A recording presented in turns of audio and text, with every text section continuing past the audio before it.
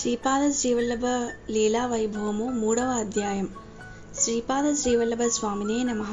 ఆయా గ్రామాల పెద్దలను చూచి శ్రీ స్వామి ఇలా అన్నారు, మీరు ఏ పని మీద వచ్చారు అని ప్రశ్నించగా వారు, స్వామి, ఈ రోజున మీకు ఈ యాత్రికులకు భిక్ష ఏర్పాటు చేయుటకు మీ అనుమతి కోసమై వచ్చినాము. మా యందు దయయుంచి తాము అంగీకరించవలసినది ప్రార్థించిరి. శ్రీ స్వామి చిరునవ్వు నవ్వుచూ, నాయనలారా, ఇది ఎంతో పుణ్యప్రదమైన కార్యక్రమము. అన్ని దానాల కన్నను అన్నదానము చాలా గొప్పదని శాస్త్రములు ఘోషిస్తున్నవి. మీ అభీష్టం ప్రకారమే చేయుడని ఆజ్ఞాపించిరి. ఆ గ్రామముల వారు ఎనలేని ఉత్సాహంతో కావలసిన పదార్థములన్నీ తెచ్చి వంటలు చేయించి సమారాధన నిర్వహించారు. శ్రీ స్వామివారికి మొదట భిక్ష సమర్పించారు. శ్రీపాద స్వామివారికి దక్షిణ సమర్పించుటకై వారు ప్రయత్నించుచుండగా శ్రీ స్వామివారు, ఇది కాదు, నేను మీ నుండి కోరుకునే దక్షిణ శ్రద్ధ, ఓర్పు మాత్రమే అన్నారు. తదుపరి అందరూ తృప్తిగా భుజించారు.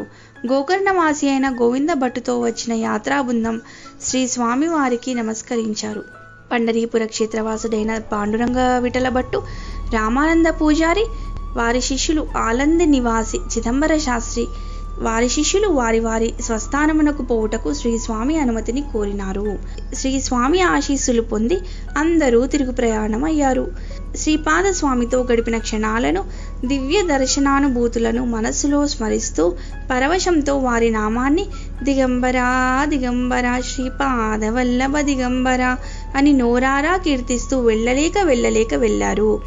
ఆ సంఘటన వలన పసుపల, పంచదేవ్ పహాడ్ గ్రామస్తులు మరియు పరిసర గ్రామాల వారు శ్రీ స్వామి మహాత్యాన్ని తెలుసుకోగలిగారు.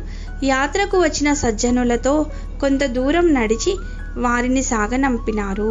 ఈ వృత్తాంతమంతా శ్రీ విఠల్ బాబా వారి మనోదృష్టికి గోచరించినదని పలుకుచూ, శ్రీపాద స్వామి వారి కరుణచేతనే ఎక్కడెక్కడి వారును వచ్చి ఈ కురోపుర దర్శనం చేసుకున్నారు. ఇప్పుడైనా ఎప్పుడైనా ఆ స్వామి వారి అనుగ్రహం లేనిదే ఎవ్వరూ ఈ గడ్డపైన అడుగిడలేరు అనగా, ఎవరు రాగలిగినారో వారిపై స్వామివారి అపార కరుణ ఉన్నదని గ్రహించుకోవాలి.